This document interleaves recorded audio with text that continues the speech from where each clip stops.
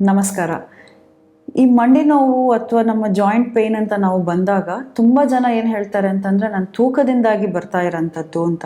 ಹೌದು, ಹಲವಾರು ಸಲ ನಮ್ಮ ತೂಕ ಜಾಸ್ತಿ ಆದಾಗ ತೂಕ ಜಾಸ್ತಿಯಿಂದಾಗಿ ನೀ ಮೇಲೆ ಪ್ರೆಷರ್ ಬಂದು ಮಂಡಿ ನೋವುಗಳು ಬರೋಂತಹ ಸಾಧ್ಯತೆಗಳಿರುತ್ತೆ.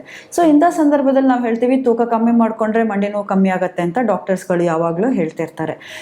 ಜೊತೆಗೆ ನಾವು ಹಲವಾರು ಕಾರಣಗಳೀಗ ಹಿಂದಿನ ಸಂಚಿಕೆಯಲ್ಲೆಲ್ಲ ನಾವು ಮಾತಾಡಿದ್ವಿ ಪಾಸಿಬಲ್ ರೀಸನ್ಸ್, ಯಾಕೆಂತಂದರೆ ಯಾಕೆ ಬರ್ತಾ ಇದೆ ಅಂತ ಗಮನಿಸಿದಾಗ ನಾವು ನೋಡಿರೋದು ಇನ್ಫ್ಲಮೇಷನ್ ಇರ್ಬೋದು ಅಥವಾ ಜೀನ್ಸ್ ಇಂದಾಗಿರ್ಬೋದು, ತೂಕದಿಂದಲೂ ಒಂದು ಕಾರಣದಿಂದಾಗಿನೂ ನಮಗೆ ನೋವುಗಳು ಬಂದಿರ್ಬೋದು.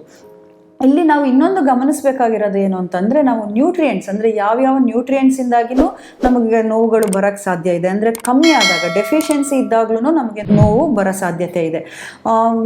ಕ್ಯಾಲ್ಶಿಯಂ ಬಗ್ಗೆ ಮಾತಾಡಿದ್ವಿ, ವಿಟಮಿನ್ ಡಿ ಬಗ್ಗೆ ಮಾತಾಡಿದ್ವಿ ನಾವು, ಅಥವಾ ಇನ್ಫ್ಲಮೇಷನ್ ಕಮ್ಮಿ ಮಾಡ್ಕೊಳ್ಳೋದು ಹೇಗೆ, ಅದರಿಂದ ನೋವುಗಳನ್ನು ಹೇಗೆ ತಡೆಗಟ್ಟೋದು ಅಂತನೂ ನಾವು ಡಿಸ್ಕಸ್ ಆಲ್ರೆಡಿ ಮೊದಲಿನ ಸಂಚಿಕೆಗಳಲ್ಲಿ ಮಾಡಿದ್ದೀವಿ. ಇವತ್ತು ನಾವು ಇನ್ನೊಂದು ನ್ಯೂಟ್ರಿಯೆಂಟ್ ಅಂದರೆ ನಾವು ಒಮೆಗಾ 3 ಅಂತ ಹೇಳ್ತೀವಿ, ಅಂದರೆ ಜಿಡ್ಡಿನ ಬಗ್ಗೆ ಮಾತಾಡ್ಲಿಕ್ಕಿದ್ದೀವಿ. ಜಿಡ್ಡು ಮತ್ತು ನಮ್ಮ ಎಸ್ಪೆಷಲಿ ಮಂಡಿ ಇದು ಹೇಗೆ ವರ್ಕ್ ಆಗುತ್ತೆ ಅಂತ. ಬೇಸಿಕಲಿ ನಾವು ಏನು ಹೇಳ್ತೀವಿ, ಈಗ ವೆಯ್ಟ್ ಅಂದ ತಕ್ಷಣ ನಾವು ತುಪ್ಪ ಎಲ್ಲ ತಿನ್ನೋದು ಅಥವಾ ಎಣ್ಣೆ ಪದಾರ್ಥಗಳು ತಿನ್ನೋದು, ಒಟ್ಟು ಎಣ್ಣೆನ ಕಂಪ್ಲೀಟಾಗಿ ಅವಾಯ್ಡ್ ಮಾಡ್ತೀವಿ. ತುಪ್ಪ ತಿನ್ನಬಾರ್ದು, ತುಪ್ಪ ತಿಂದರೆ ನಾನು ದಪ್ಪ ಆಗ್ತೀನಿ.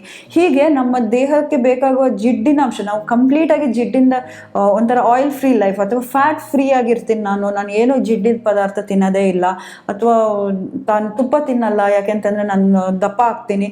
ಹೀಗೆಲ್ಲ ಕಾರಣಗಳಿಂದಾಗಿ ತೂಕ ಕಮ್ಮಿ ಮಾಡ್ಕೊಳ್ಳೋಕ್ಕೆ, ಹೀಗೆಲ್ಲ ಹಲವಾರು ಕಾರಣ, ಅಥವಾ ನನ್ನ ಕೊಲೆಸ್ಟ್ರಾಲ್ ಲೆವೆಲ್ ಜಾಸ್ತಿ ಆಗುತ್ತೆ, ಹೀಗೆಲ್ಲ ಕಾರಣಗಳಿಂದಾಗಿ ನಾವು ತುಂಬ ಜನ ನಾವು ನೋಡಿದ್ದೀವಿ ನಾನು ತುಪ್ಪ ತಿನ್ನಲ್ಲ ಅಂತ ಹೇಳೋದನ್ನು. ಅಥವಾ ತುಪ್ಪ ಅಂತಲ್ಲ, ಕೆಲವೊಂದು ಒಳ್ಳೆ ಎಣ್ಣೆಯ ಪದಾರ್ಥಗಳು ಏನಿದೆ ಅಥವಾ ಎಣ್ಣೆಯ ಅಂಶ ಇರುವಂತಹ ಪದಾರ್ಥಗಳೇನಿದೆ ಅದನ್ನು ಸ್ವೀಕರಿಸಲ್ಲ. ಇಂಥ ಸಂದರ್ಭದಲ್ಲಿ ಅಂದರೆ ಈ ಥರ ಒಳ್ಳೆಯ ಫ್ಯಾಟ್ಗಳನ್ನು ಸ್ವೀಕರಿಸದೇ ಇದ್ದಾಗ ನೋವುಗಳು ಅಥವಾ ಸಮಸ್ಯೆಗಳು ನಾವು ಕಾಣಬಹುದು. ನಾವು ಹೇಳ್ತೀವಿ ಫ್ಯಾಟ್ಗಳಲ್ಲಿ ಹೆಂಗೆ ಅಂತಂದರೆ, ಜಿಡ್ಡಿನಲ್ಲಿ 2 ಥರ ಇದೆ, ಗುಡ್ ಫ್ಯಾಟ್, ಬ್ಯಾಡ್ ಫ್ಯಾಟ್ ಅಂತ. ಸೊ ಈ ಗುಡ್ ಫ್ಯಾಟ್ ಅಂದರೆ ನಮ್ಮ ದೇಹಕ್ಕೆ ಕೆಲವೊಂದು ಪ್ರಕ್ರಿಯೆಗಳು ನಡೆಯೋಕ್ಕೆ ಜಿಡ್ಡಿನ ಅವಶ್ಯಕತೆ ತುಂಬ ಇದೆ. ಜಿಡ್ಡು ಖಂಡಿತವಾಗ್ಲೂ ನಾವು ಕಂಪ್ಲೀಟ್ಲಿ ಫ್ಯಾಟ್ ಫ್ರೀ ಆದರೆ ನಮ್ಮ ದೇಹದಲ್ಲಿ ಕೆಲವೊಂದು ಪ್ರಕ್ರಿಯೆಗಳು ಸರಿಯಾಗಿ ನಡೆಯಲ್ಲ, ಆವಾಗ ಈ ಥರ ನೋವುಗಳು. ಈಗ ನೀವು ಉದಾಹರಣೆಗೆ ಹೇಳಬೇಕು ಅಂತಂದರೆ, ನಮ್ಮ ಜಾಯಿಂಟ್ಗಳು ಏನಿದೆ ನಮ್ಮ ವೆಹಿಕಲ್ ಥರ, ನೀವು ಗ್ರೀಸ್ ಕಮ್ಮಿ ಆದಾಗ ಸೌಂಡ್ ಬರುತ್ತಲ್ಲ, ಅಥವಾ ನಮ್ಮ ಬಾಗಿಲುಗಳು ಕೆಲವೊಂದ್ಸಲಿ ಸೌಂಡ್ ಬರುತ್ತೆ ಮಳೆಗಾಲದಲ್ಲಿ. ಈ ಹಳ್ಳಿಗಳಲ್ಲಿ ತುಂಬ ಕಾಮನ್ ಆಗಿ ಕಾಣಿಸ್ಕೊಳ್ಳೋಂಥದ್ದು. ಎಣ್ಣೆ ಹಾಕೋತಾರೆ ಡೋರಿಗೆ, ಅಥವಾ ನಮ್ಮ ವೆಹಿಕಲ್ಸ್ ಆದರೆ ಗ್ರೀಸಿಂಗ್ ಮಾಡಬೇಕಾಗತ್ತೆ, ಇಲ್ಲದಿದ್ರೆ ಬ್ರೇಕ್ ಹಿಡಿದಾಗ ಫುಲ್ ಸೌಂಡ್ ಬರೋಂಥದ್ದು. ಯಾಕೆ? ಆ ಜಿಡ್ಡುತನ ಇಲ್ಲದೆ ಇದ್ದಾಗ ಆ ಥರ ಸೌಂಡ್ ಬರೋದು. ಸೇಮ್ ಥರ ನಮ್ಮ ದೇಹದಲ್ಲೂ ಜಿಡ್ಡಿನ ಅಂಶ ಇಲ್ಲದಿದ್ದಾಗ ಚೆನ್ನಾಗಿ ಮೂವ್ಮೆಂಟ್ ಆಗಲ್ಲ. ಅದೇನು ಫ್ಲೆಕ್ಸಿಬಲ್ ಆಗಿ ಇರಬೇಕು, ನಮ್ಮ ಬೆರಳುಗಳಿರ್ಬೋದು, ಮಂಡಿಗಳಿರ್ಬೋದು, ಅಥವಾ ನಮ್ಮ ಆ್ಯಂಕಲ್ ಇರ್ಬೋದು, ಅದೆಲ್ಲನೂ ಚೆನ್ನಾಗಿ ಫ್ಲೆಕ್ಸಿಬಲ್ ಆಗಿರಬೇಕು ಅಂತಂದರೆ ಅವುಗಳಿಗೆ ಜಿಡ್ಡಿನ ಅವಶ್ಯಕತೆ ಖಂಡಿತವಾಗ್ಲೂ ಇದೆ. ನಮ್ಮ ಬ್ರೈನ್ ಆ್ಯಕ್ಚುಲಿ ಜಿಡ್ಡಿನಿಂದಲೇ ವರ್ಕ್ ಆಗೋಂಥದ್ದು, ಮೇಡಪ್ ಆಫ್ ಫ್ಯಾಟ್ ಆ್ಯಕ್ಚುಲಿ ನಮ್ಮ ಬ್ರೈನ್ ಜಾಸ್ತಿ. ಸೊ ನಮ್ಮ ಮೆದುಳಿಗೆ ಒಂದು ಎನರ್ಜಿ ಸಿಗಬೇಕು ಅಂತಂದರೆ ನಮಗೆ ಫ್ಯಾಟ್ ಬೇಕೇ ಬೇಕು. ಸೊ ಈ ಫ್ಯಾಟಲ್ಲಿ ನಾವು ಗುಡ್ ಫ್ಯಾಟನ್ನು ನಾವು ಗಮನಿಸಬೇಕು, ಅಥವಾ ಯಾವ ಥರದಲ್ಲಿ ಸ್ವೀಕರಿಸ್ತೀವಿ ಅಂತ ಹೇಳೋದು ಇಂಪಾರ್ಟೆಂಟ್. ಇವಾಗ ತುಪ್ಪ ಇರ್ಬೋದು, ಅಥವಾ ಒಬ್ಬೊಬ್ಬರು ಬಾಡಿಗೆ ಒಂದೊಂದು ತರಹದ ಜಿಡ್ಡು ಸೂಟ್ ಆಗುತ್ತೆ. ಸೊ ಅದು ಎಗೇನ್ ಜೆನೆಟಿಕ್ ರಿಪೋರ್ಟ್ ಅಂದರೆ ಜೀನ್ ರಿಪೋರ್ಟ್, ನಮ್ಮ ಜೀನ್ಸನ್ನು ಟೆಸ್ಟ್ ಮಾಡಿದಾಗಲೂ ಗೊತ್ತಾಗತ್ತೆ ಯಾವ ಎಣ್ಣೆಗಳು ನಮ್ಮ ದೇಹಕ್ಕೆ ಸೂಟ್ ಆಗುತ್ತೆ ಅಂತ. ಸೊ ಈಗ ನಾವು ಕ್ವಾನ್ಯೂಟ್ರಿಷನಲ್ಲಿ ಈ ಥರ ಜೀನ್ ರಿಪೋರ್ಟ್ಸನ್ನೆಲ್ಲ ನೋಡಿದಾಗ ನಾವು ಏನು ಗಮನಿಸಿದ್ದೀವಿ ಅಂತಂದರೆ, ಹೆಚ್ಚಾಗಿ ಲೋಕಲ್ ಆಗಿ ನಾವು ಮೊದಲಿನ ಕಾಲದಲ್ಲಿ ನಮ್ಮ ಪ್ರಾಂತ್ಯದಲ್ಲಿ ಏನು ಆ ಎಣ್ಣೆ ಬಳಸ್ತಾ ಇದ್ದೀವಿ, ಆ ಎಣ್ಣೆ ದೇಹಕ್ಕೆ ಸೂಟ್ ಆಗೋದು ತುಂಬ ಗಮನದಲ್ಲಿ ನಾವು ಗಮನಿಸ್ತಾ ಇದ್ದೀವಿ ರಿಪೋರ್ಟ್ಸ್ಗಳನ್ನು ನೋಡಿದಾಗ. ಇತ್ತೀಚೆಗೆ ಹೆಂಗೆ ಅಂತಂದರೆ, ನಮಗೆ ಮಾರ್ಕೆಟಲ್ಲಿ ಏನು ಸಿಗುತ್ತೆ ಅದನ್ನು ಸುಮ್ಮನೆ ತೊಗೊಂಡ್ಬರ್ತೀವಿ, ಅಥವಾ ರುಚಿ ಮೇಲೆ ನಾವು ಎಣ್ಣೆಗಳನ್ನು ಡಿಸೈಡ್ ಮಾಡ್ತಾ ಇದ್ದೀವಿ. ಸೊ ಒಂದು ಪ್ಯಾಟರ್ನ್ ನೋಡಿದಾಗ, ಈಗ ಫಾರ್ ಎಕ್ಸಾಂಪಲ್ ಕರಾವಳಿಯವರು ತೆಂಗಿನ ಎಣ್ಣೆ ಬಳಸೋದು, ಅದೇ ಈಗ ಮೈಸೂರು ಬೆಂಗಳೂರು ಪ್ರಾಂತ್ಯದವರು ಜಾಸ್ತಿ ಶೇಂಗಾ ಎಣ್ಣೆ ಬಳಸೋರು, ಇನ್ನು ಉತ್ತರ ಕರ್ನಾಟಕದವರು ಕುಸುಬಿನ ಎಣ್ಣೆ ಬಳಸೋದು, ಇದೆಲ್ಲ ಅವರವರ ಜೆನೆಟಿಕ್ಸ್. ಆ ಪ್ರಾಂತ್ಯದವರನ್ನ ಗಮನಿಸಿದಾಗ, ನಾವು ಆ ಪ್ರಾಂತ್ಯದವರು ಈ ಜೀನ್ ಟೆಸ್ಟ್ ತಗೊಂಡಾಗ ನಾವು ತುಂಬ ಗಮನಿಸಿದ್ದೀವಿ ಅವ್ರಿಗೆ ಆ ಎಣ್ಣೆ ಸೂಟ್ ಆಗೋದು. ನಾವು ಈಗ ಟೆಸ್ಟ್ ಮಾಡಿದಾಗ ನೋಡ್ತೀವಿ, ಈ ಆಲಿವ್ ಆಯಿಲ್ ತುಂಬ ಒಳ್ಳೆಯದು ಅಂತ ನಾವು ಆಲಿವ್ ಆಯಿಲ್ ಹಿಂದೆ ಓಡಾಡ್ತಾ ಇದ್ದೀವಿ, ತುಂಬ ಜನರು ಆಲಿವ್ ಆಯಿಲ್ ತೊಗೋತಾ ಇದ್ದೀವಿ. ಆದರೆ ಜೆನೆಟಿಕ್ ರಿಪೋರ್ಟ್ ನಾವು ನೋಡಿದಾಗ ಏನು ಅನ್ನಿಸ್ತಾ ಇದೆ ಅಂತಂದರೆ, ಅವ್ರಿಗೆ ಆಲಿವ್ ಆಯಿಲ್ ಅಷ್ಟೆಲ್ಲ ಬಾಡಿಗೆ ಸೂಟ್ ಆಗ್ತಾ ಇರಲ್ಲ. ಸೊ ಇದರಿಂದ ಏನು ಅರ್ಥ ಆಗುತ್ತೆ ಅಂತಂದರೆ, ನಮಗೆ ಈಗ ನಮಗೆ ಈಗ ಎಕ್ಸ್ಪೀರಿಯನ್ಸ್ ಮೇಲೆ ಏನು ಬರ್ತಾ ಇದೆ ಅಂತಂದರೆ, ಮೊದಲಿನ ಕಾಲದಲ್ಲಿ ಏನು ಹೇಳ್ತಿದ್ರು, ನಮ್ದು ಲೋಕಲ್ ಆಗಿ ಏನು ಸಿಗತ್ತೆ ಅವುಗಳನ್ನು ನಾವು ಬಳಸೋದು ತುಂಬ ಉತ್ತಮ ಅಂತ. ಒಳ್ಳೆಯ ಎಣ್ಣೆಗಳನ್ನು ನಮ್ಮ ದೇಹಕ್ಕೆ ಎಣ್ಣೆಯ ಅಂಶ, ಜಿಡ್ಡಿನ ಅಂಶ ಖಂಡಿತವಾಗ್ಲೂ ಯಾವಾಗಲೂ ಬೇಕು.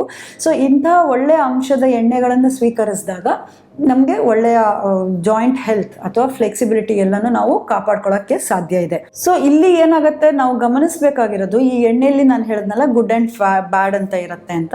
ಸೊ ಇದರಲ್ಲಿ ಗುಡ್ಡಲ್ಲಿ ನಾವು ಒಮೆಗಾ 3 ಅಂದರೆ ಈ ಫ್ಯಾಟಲ್ಲೂ ಹಲವಾರು ಅಂಶಗಳಿರುತ್ತೆ. ಎಸ್, ಅದು ತುಂಬ ಟೆಕ್ನಿಕಲ್ ಆಗಿರುತ್ತೆ, ಬಟ್ ನಾನು ಒಂದು ಹೇಳ್ತೀನಿ ಏನು ಅಂತಂದರೆ ಒಮೆಗಾ 3 ಒಮೆಗಾ 6 ಅಂತ 2 ಬರುತ್ತೆ. ಪೂಫಾ ಆ ಥರ ಎಲ್ಲ ಇರುತ್ತೆ ಅದರಲ್ಲೂ ಒಮೆಗಾ 3 ಒಮೆಗಾ 6. ಸೊ ಈ ಒಮೆಗಾ 3 ಜಾಸ್ತಿ ಬೇಕು ನಮ್ಮ ದೇಹದಲ್ಲಿ. ಯಾವಾಗಲೂ ಒಮೆಗಾ 3 ಜಾಸ್ತಿ ಇದ್ದಾಗ ನಮಗೆ ಒಳ್ಳೆಯ ಜಾಯಿಂಟ್ ಹೆಲ್ತ್, ಅಂದರೆ ನಮ್ಮ ಮಂಡಿ ಇರ್ಬೋದು ಅಥವಾ ನಮ್ಮ ಯಾವುದೇ ಜಾಯಿಂಟ್ಗಳಿರ್ಬೋದು, ಚೆನ್ನಾಗಿ ನಾವು ಕಾಪಾಡ್ಕೊಳ್ಳೋಕ್ಕೆ ಸಾಧ್ಯ ಇದೆ. ಈ ಒಮೆಗಾ 3 ಏನು ಮಾಡುತ್ತೆ ಅಂತಂದರೆ ನಮ್ಮ ದೇಹದ ಇನ್ಫ್ಲಮೇಷನನ್ನು ಕಮ್ಮಿ ಮಾಡುತ್ತೆ. ನಾನು ಆಲ್ರೆಡಿ ಇನ್ಫ್ಲಮೇಷನ್ ಅಂದರೆ ಏನು ಅಂತ ಹೇಳಿದ್ದೀನಿ, ಅಂದರೆ ದೇಹದಲ್ಲಿ ಯಾವುದೋ ಒಂದು ಬೇಡದಿರೋ ಪದಾರ್ಥ ಬಂದಾಗ ಅದಕ್ಕಿರುವಂತಹ ರಿಯಾಕ್ಷನ್, ಸೊ ಅವುಗಳನ್ನು ಕಮ್ಮಿ ಮಾಡೋಕ್ಕೆ ಈ ಒಮೆಗಾ 3 ಹೆಲ್ಪ್ ಮಾಡುತ್ತೆ. ಒಮೆಗಾ 3 ಒಮೆಗಾ 6 ಅಂತ 2 ಇದೆ. ಒಮೆಗಾ 6 ನಾವು ಬಳಸೋ ಎಣ್ಣೆಗಳಲ್ಲಿ ಇರೋಂಥದ್ದು. ನಮ್ಮ ದೇಹದಲ್ಲಿ ಹೆಚ್ಚು ಒಮೆಗಾ 6 ಇದ್ದಂಗೂ ನಮಗೆ ಇನ್ಫ್ಲಮೇಷನ್ ಜಾಸ್ತಿ ಆಗುತ್ತೆ, ನೋವುಗಳು ಜಾಸ್ತಿ ಆಗುತ್ತೆ. ಸೊ ಅವುಗಳನ್ನು ಕಮ್ಮಿ ಮಾಡೋಕ್ಕೆ ನಾವು ಒಮೆಗಾ 3 ತಗೋಬೇಕು. ಈ ಒಮೆಗಾ 3 ಯಾವುದ್ರಲ್ಲೆಲ್ಲ ಇರುತ್ತೆ ಅಂತಂದರೆ ಹೆಚ್ಚಾಗಿ ಮೀನುಗಳಲ್ಲಿ ಸಿಗೋಂಥದ್ದು. ಈಗ ಸಾಲ್ಮನ್ ಇರ್ಬೋದು, ಮ್ಯಾಕ್ರಲ್, ಈ ಥರ ಫಿಶ್ಗಳಲ್ಲಿ ಅಂದರೆ ಮೀನುಗಳು ಜಾಸ್ತಿಯಾಗಿ ಕನ್ಸ್ಯೂಮ್ ಮಾಡೋದ್ರಿಂದ ನಮಗೆ ಒಮೆಗಾ 3 ಜಾಸ್ತಿ ಸಿಗುತ್ತೆ. ಇದಲ್ಲದೆ ಈಗ ಸಸ್ಯಾಹಾರಿಗಳಾದರೆ ಬೀಜಗಳು, ಬೇರೆ ಬೇರೆ ಬೀಜಗಳು ಬರುತ್ತಲ್ಲ, ಈಗ ಬೀಜ ಪ್ಲಸ್ ಡ್ರೈ ಫ್ರೂಟ್ಸ್, ನಟ್ಸ್ ಅಂತ ನಾವು ಹೇಳೋದು, ಗೇರ್ ಬೀಜ ಇರ್ಬೋದು ಅಥವಾ ವಾಲ್ನಟ್ಸ್ ಇರ್ಬೋದು, ಅಕ್ರೋಟ್, ಇದರಲ್ಲೆಲ್ಲ ಜಾಸ್ತಿ ಒಮೆಗಾ 3 ಇರೋದು. ಪಿಸ್ತಾ, ಇವುಗಳಲ್ಲೆಲ್ಲ ಜಾಸ್ತಿ ಇರುತ್ತೆ. ಜೊತೆಗೆ ಪಂಪ್ಕಿನ್ ಸೀಡ್ಸ್, ಕುಂಬಳಕಾಯಿ ಬೀಜ ಇರ್ಬೋದು ಅಥವಾ ಸೂರ್ಯಕಾಂತಿ ಬೀಜ ಅಥವಾ ಹೆಂಪ್ ಸೀಡ್ಸ್ ಅಂತ ಬರುತ್ತೆ. ಹೀಗೆ ಹಲವಾರು ಈ ಥರ ಬೀಜಗಳಲ್ಲಿ ಏನಿದೆ ಅವುಗಳಲ್ಲಿ ಜಾಸ್ತಿ ಒಮೆಗಾ 3 ಇರುತ್ತೆ. ಯಾವ ಬೀಜದಲ್ಲಿ ನಾವು ಎಣ್ಣೆ ತೆಗೆಯಕ್ಕೆ ಸಾಧ್ಯನೋ ಅವುಗಳಲ್ಲೆಲ್ಲ ಒಮೆಗಾ 3 ಇರೋಂಥದ್ದು. ಸೊ ಈ ಒಮೆಗಾ 3ನ ನಾವು ಜಾಸ್ತಿ ಸ್ವೀಕರಿಸಿದಾಗ ನಮಗೆ ನೋವುಗಳು ಕಮ್ಮಿ ಆಗೋ ಸಾಧ್ಯತೆಗಳಿರುತ್ತೆ. ಯಾಕೆಂತಂದರೆ ಅದು ಇನ್ಫ್ಲಮೇಷನನ್ನು ದೇಹದಲ್ಲಿ ಕಮ್ಮಿ ಮಾಡ್ತಾ ಇರುತ್ತೆ. ಜೊತೆಗೆ ಇತ್ತೀಚೆಗೆ ನಾವು ಒಮೆಗಾ 3 ಟೆಸ್ಟ್ಗಳು ಬಂದಿದೆ, ಅಂದರೆ ಬಾಡಿಯಲ್ಲಿ ಎಷ್ಟು ಒಮೆಗಾ 3 ಒಮೆಗಾ 6 ಇರಬೇಕು ಅಂತ ರೇಷಿಯೋ ಹೇಳುತ್ತೆ. 1:3 ಇರಬೇಕು. ನಿಮಗೆ 1 ಒಮೆಗಾ 3 ಇದ್ದರೆ 1:3 ರೇಷಿಯೋ ಅಂತ. ಸೊ ಬಟ್ ಏನಾಗ್ತಾ ಇದೆ ಅಂತಂದರೆ ನಮ್ಮ ತಪ್ಪಾದ ಆಹಾರ ಕ್ರಮದಿಂದಾಗಿ ನಾವು ಈ ರೇಷಿಯೋನ ನಾವು ಆ್ಯಕ್ಚುಲಿ ಮೇಂಟೈನ್ ಮಾಡ್ತಾ ಇಲ್ಲ. 1:26, 1:30, 1:40 ಈ ಥರ ತುಂಬ ಹೈ ಲೆವೆಲ್ಸಲ್ಲಿ ನಾವು ನಮ್ಮ ಒಮೆಗಾ 6 ತುಂಬ ಜಾಸ್ತಿ ಇದ್ದು ಒಮೆಗಾ 3 ತುಂಬ ಕಮ್ಮಿ ಇದೆ. ಸೊ ಇದನ್ನು ನಾವು ಸರಿಪಡಿಸ್ಕೋಬೇಕಾಗಿದೆ. ಇದನ್ನು ಸರಿಪಡಿಸ್ಕೋಬೇಕು ಅಂತಂದರೆ ನಾವು ಹೆಚ್ಚೆಚ್ಚು ಒಮೆಗಾ 3 ಪದಾರ್ಥಗಳನ್ನು ನಾವು ಸ್ವೀಕರಿಸಬೇಕು. ತುಂಬ ಸಂದರ್ಭದಲ್ಲಿ ನಾವು ತುಂಬ ಇನ್ಫ್ಲಮೇಷನ್ ಜಾಸ್ತಿ ಇದ್ದಾಗ ಒಮೆಗಾ 3 ಟೆಸ್ಟ್ಗಳನ್ನು ನಾವು ಹೇಳ್ತೀವಿ. ನಾವು ಸ್ಪೆಸಿಫಿಕಲಿ ಕ್ವಾನ್ಯೂಟ್ರಿಷನಲ್ಲಿ ಇನ್ಫ್ಲಮೇಷನ್ ಮೇಲೆ ಕೆಲಸ ಮಾಡ್ತಿರ್ಬೇಕಾದ್ರೆ ಅಥವಾ ಏನೇ ನೋವುಗಳಿದ್ದಾಗ ಒಮೆಗಾ 3 ಟೆಸ್ಟ್ ಮಾಡಿಸ್ಕೊಳ್ಳಿ. ಆವಾಗ ನಮಗೆ ಯಾವ ವ್ಯಾಲ್ಯೂಸ್ ಇದೆ ಅಂತ ಗೊತ್ತಾದಾಗ ಅದಕ್ಕೆ ಸರಿಯಾಗಿ ನಾವು ಆಹಾರಗಳನ್ನು ಸ್ವೀಕರಿಸಿ ನಮ್ಮ ದೇಹದಲ್ಲಿರುವ ಸಮಸ್ಯೆಗಳನ್ನು ನಾವು ಕಡಿಮೆ ಮಾಡ್ಕೋಬೋದು.